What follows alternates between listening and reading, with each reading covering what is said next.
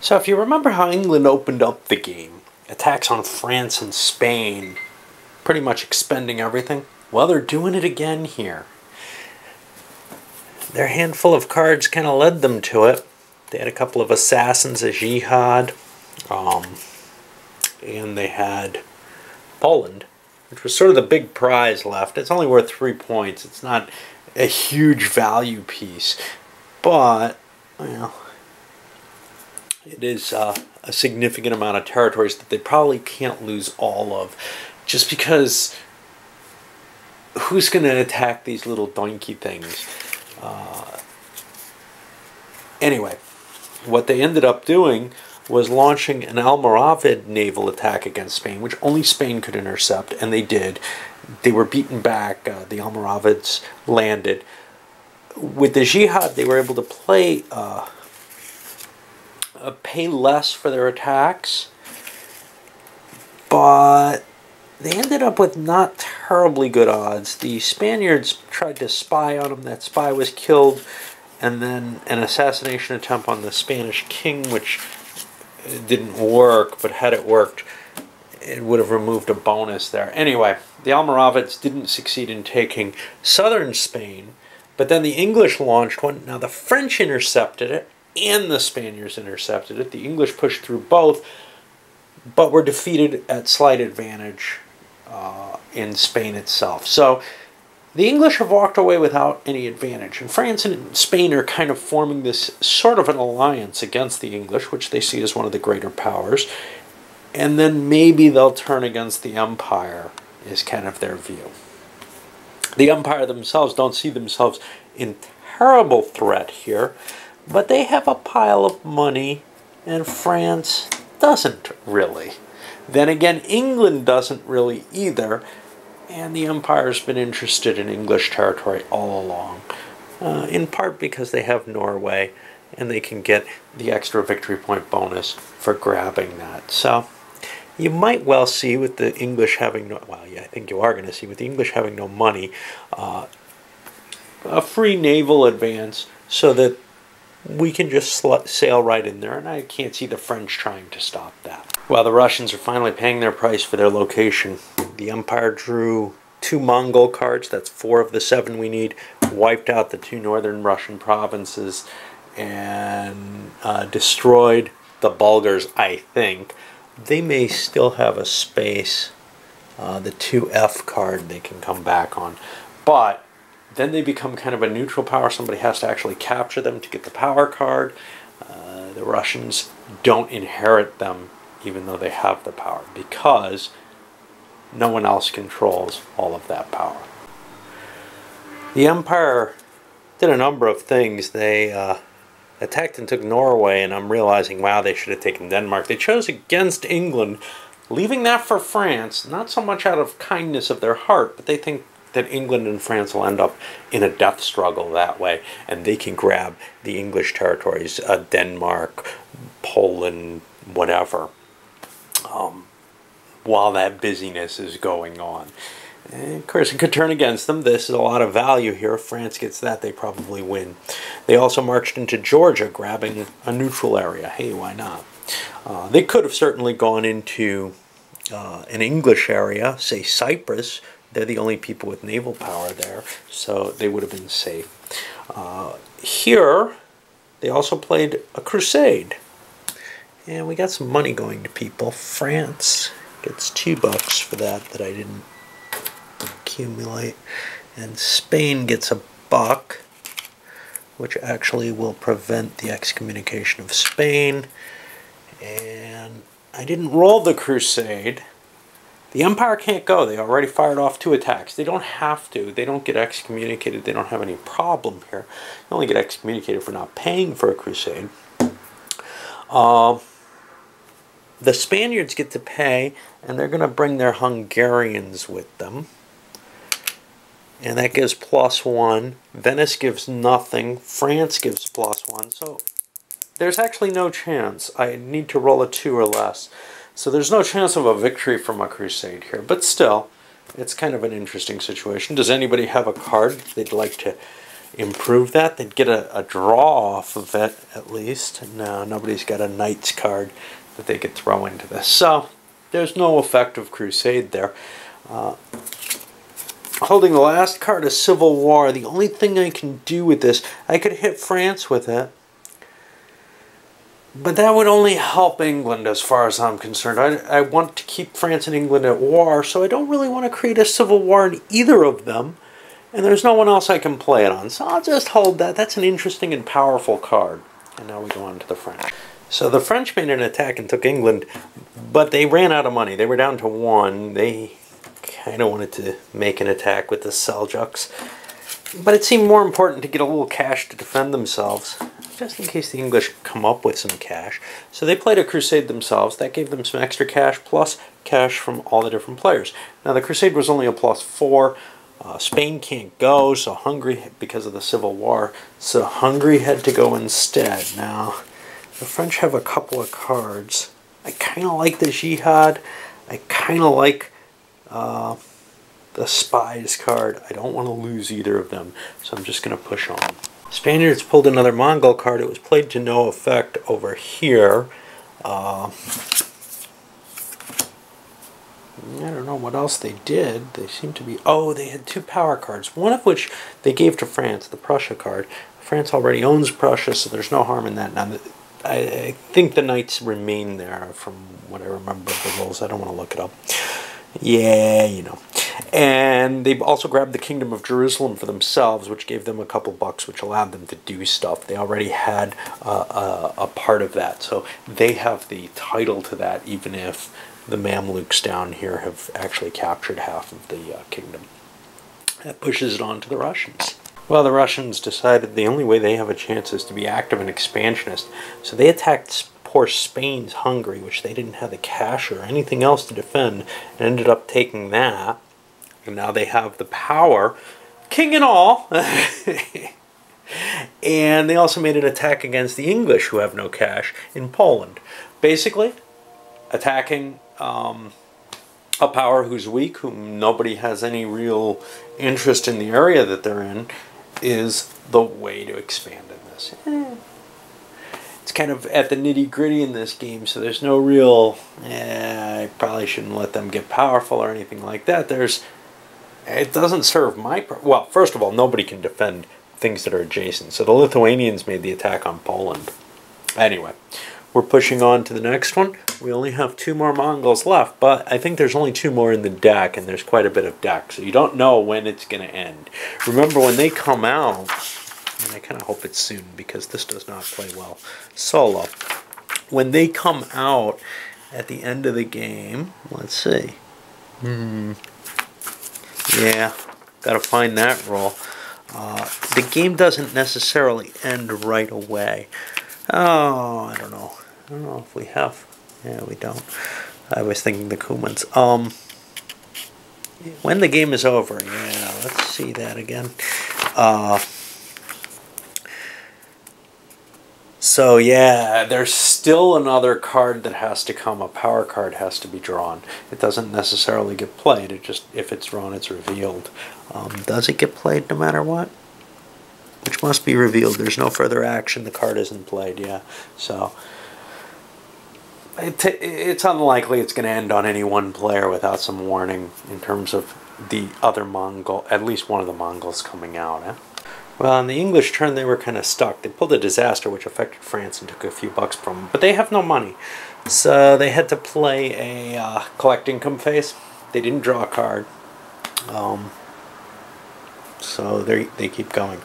Now, I did notice they didn't get income off of their heretic area. And I wish there was a way of symbolizing that on the counters or whatever, but all very cheaply done. Or maybe on the player aid, but I did notice this on the cost summary. It costs to remove excommunication. I knew that in the rules, but I forgot it, and I think somebody removed it with a Pope card without paying. C'est la vie, but anyway, on to the Emperor. And the Empire turns against France, who was in some trouble. They played a civil war on France itself, which is going to cause some more problems. France was low on cash. Hey, why not? Ended up going into France and Trebizond. They had the Trebizond power card, so they've added that to their suite of strengths. And that deck's getting kind of small now. I can't for the life of me remember if you can draw a card in tax. The French drew a card, not necessarily what they wanted. They were hoping something eastward. Oh well. There aren't a lot of cards left, so they should know what's left. There's one more, but I think it is an eastern one. I don't know. Who knows? But I looked for the card. Or looked for the roll. I think drawing a card prevents you from playing a Pope somewhere or another, and it reduces your tax by 1. And I think that's it. I think you're allowed to tax. So we're definitely taxing because the French need cash. The problem is they may not get another turn, but they can't just launch a tax, and they can't face the things they need to deal with without that. It's a pity because they have some cards they'd like to play. A civil war against the Empire. You can see they have a disaster that's been on there forever. Jihad, which makes things cheaper. They want to play the Cumans. That'll allow them to have mercenaries as well as, well, it doesn't produce any money.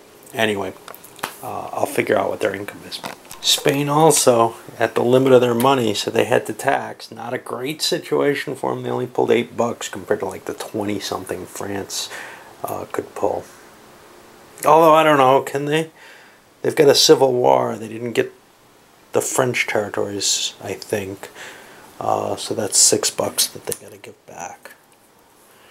So that gives me 4 or 5. Oops. But they needed the cash as well. Anyway. Now we move on to the Russians, and the deck is getting tiny. There's, I think, another Mongol. We're up to 6. So it could end on just a couple cards here. But what do we got? Well, the Russians played a crusade, among other things. I don't know what else happened. But they played a crusade, and everybody went. We had some excommunications going away. The French didn't go. They can't go. They had a civil war. They don't have a Christian state. I think actually they could have used Prussia to add 2 to their chances. Anyway, they chose not to go but just pay, and that probably was a mistake. They probably should have sent Prussia. But anyway, the roll ended up even, so nobody made any money except Russia. And what do we got next is, then they attacked into Norway.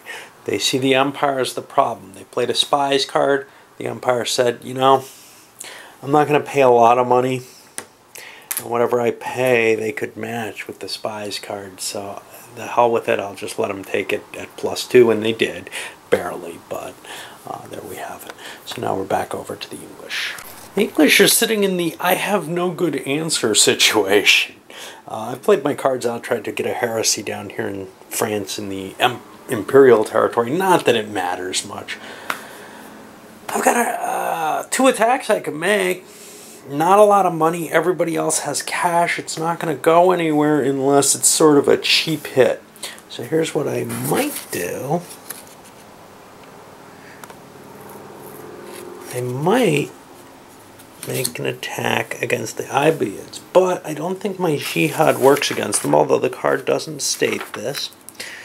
I think it only works against a Catholic or Eastern Orthodox province, which would not include the Ibiads. Now this is weird, against a Catholic or Eastern Orthodox province, so the assumption here is, and there's no indication on the provinces themselves, by the way, the assumption here is that, yeah, you know, even if that's like a Crusader state, it's still not something you can jihad against, which kind of disturbs me, to tell you the truth. But okay.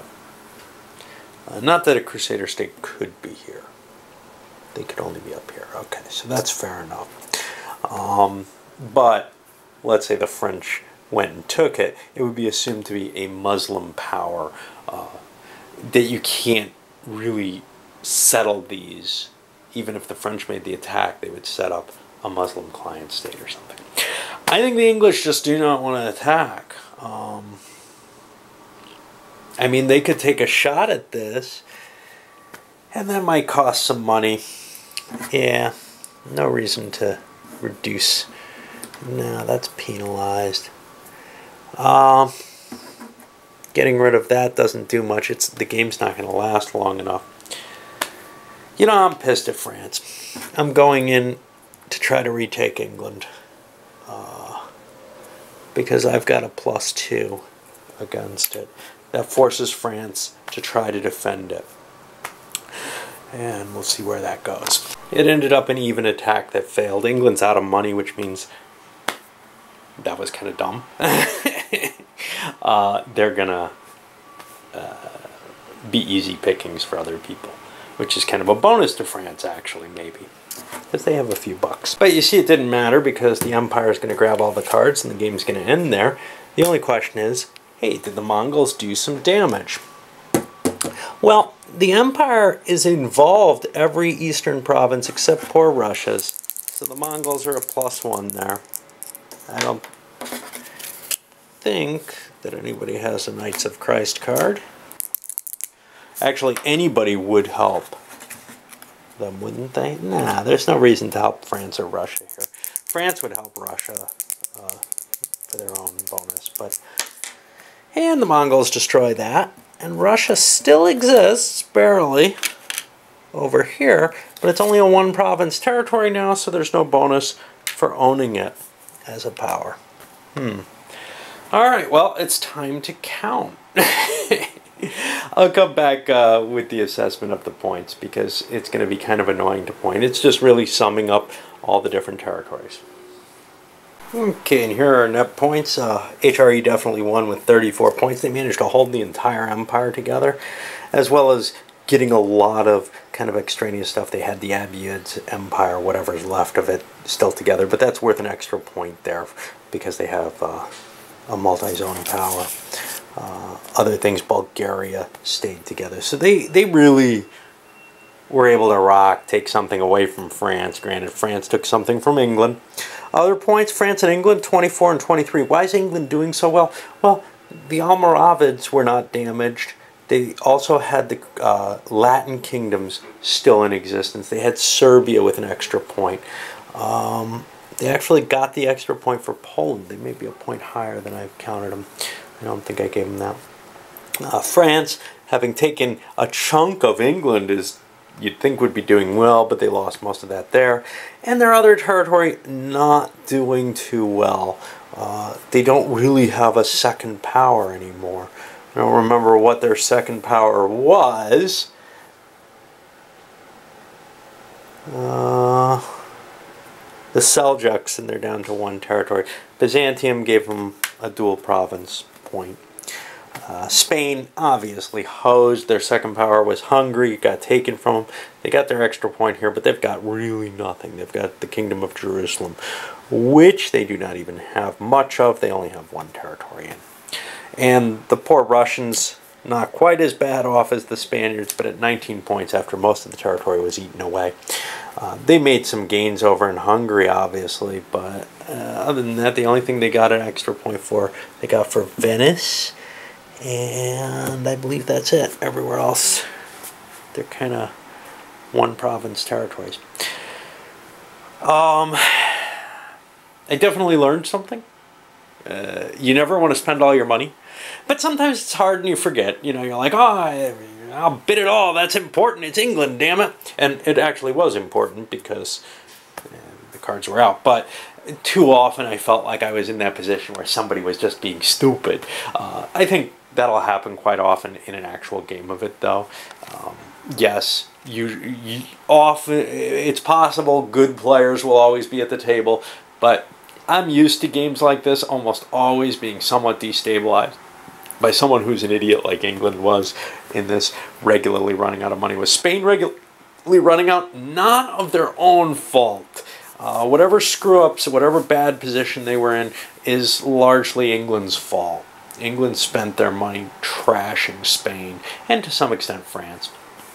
Being the guy who stays out of it, can grow, can pocket the money. Well, we saw a couple of people doing that. The Holy Roman Empire was able to largely do that, sneaking a little territory from England. Russia was able to kind of do that, but alas, Russia happens to be sitting on the Mongol route, and that's a dangerous power to be holding. But it's a really valuable one. I think Russia, if if you play Russia, you want to strike west early, and that's kind of not going to work well because you're going to make enemies trying to do that. But maybe the more people play it, the more they're going to get a feel for it, etc. I'll come back with a review of this guy as such. All right, up this guy.